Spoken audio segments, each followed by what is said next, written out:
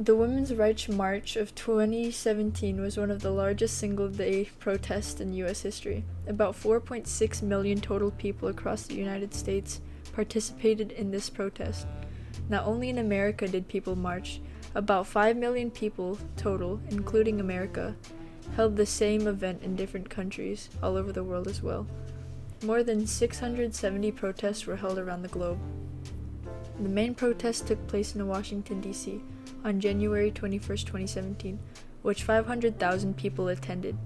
That is double the amount of people that attended the inauguration, while many other sub-protests took place in other cities across the country for the people who didn't live in D.C.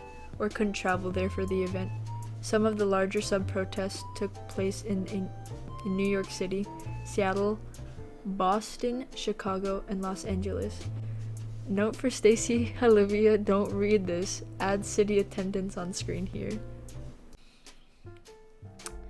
The idea for the march arose on November 8, 2016, which was the day Donald Trump was elected for president, on the social media platform Facebook. From a user in Hawaii named Teresa Shook, the march was created to go against Trump administration because some people felt it was proposed as a threat against reproductive/abortion rights and human rights. The topic of women's reproductive rights also brought up other topics closely related to it, such as equal pay with gender equality, LGBTQ and civil rights, affordable healthcare, and other issues that were seen as unfair or having lack of support in the topic. Why did people see Trump and the Trump administration as a threat towards the rights of women?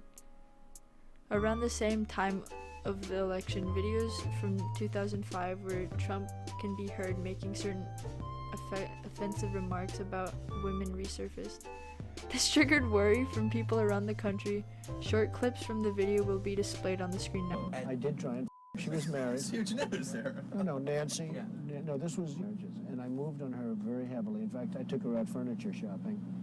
She wanted to get some furniture. I said, I'll show you where they have some nice furniture.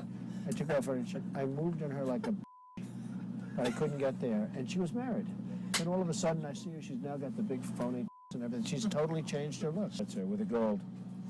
I gotta use some Tic Tacs just in case I start kissing her.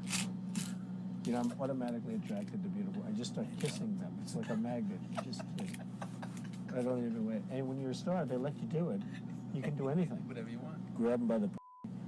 You can do anything. A large amount of people found it offensive how Donald Trump talked about how, because of his celebrity status, he thought he had the authority to force himself onto women. Another fact that angered people was that while Trump was being interviewed in 2016, he said, "There has to be some form of punishment for the women," said the man during the interview. Then Trump said yes. Here's the video of that interview. Do you believe No, do you believe in punishment for abortion? Yes or no, as a principle? The answer is that there has to be some form of punishment. For the woman? Yeah, there has to be some form. 10 Let me cents, just 10 tell you, years, I don't what? know. That I don't know. Trump really expressed his opinions and how he is pro-life through his words. He said on television and even on tweets. This obviously sparked an argument with people who have opposite opinions and are pro-choice. As mentioned already, the march took place on January 21st, 2017 in Washington, D.C. On the day of the march, people who were against Donald Trump's opinions gathered together with signs and pink hats as part of the protest. The knitted pink hats that protesters wore represented a part of female genitalia as reference to comments that Donald Trump made about groping women. They wore the hats to try to spread the message and remind everyone what Trump has said and why they thought it was inappropriate.